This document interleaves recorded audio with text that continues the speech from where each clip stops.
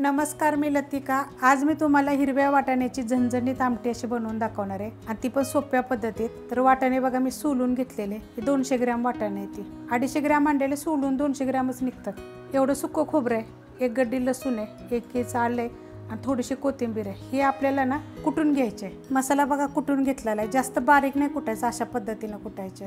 टोप गरम करायला ठेवलाय, त्याच्यामध्ये हे वाटाणे टाकून घ्यायचे आणि हलकेसे आपल्याला हे भाजायचे। थोडेसे डाग पडले की काढून घ्यायचे। असे बघा छोटे छोटे डाग पडस्तोवर भाजून घ्यायचे। आता हे मी काढून घेते। टोप गरम करत ठेवलाय, त्याच्यामध्ये तेल टाकून घेऊया। तेल 1 ते 1.5 चमचा टाकायचा, 1 चमचा टाकलेला आहे आणि कडक गरम होऊन देऊया।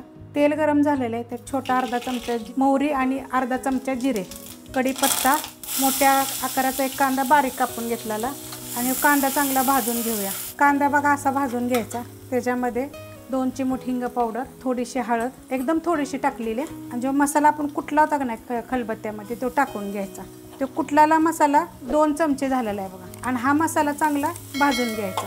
अशा पद्धतीत भाजून घ्यायचा बघा। तेल सुटस्तोवर भाजायचं बघा। जर तेल सुटलेलं आहे, कलर चेंज झालेला आहे। आता ह्याच्यामध्ये एक मोठ्या आकाराचं टमाटर बघा एकदम बारीक कापून घेतलेलं आहे, ते टाकायचं आणि मिनिटभर परतून घ्यायचं। मिनिटभर बघा परतून घेतलेलं आहे। टमाटर एकदम सॉफ्ट झाला पाहिजे असं परतून घ्यायचं। ह्याच्यामध्ये 2 चमचे बघा भाजून कुटलेलं शेंगदाण्याचं कूट आहे, 2 चमचेच टाकायचे। म्हणजे 250 ग्रॅमसाठी 2 चमचे ठीक आहे।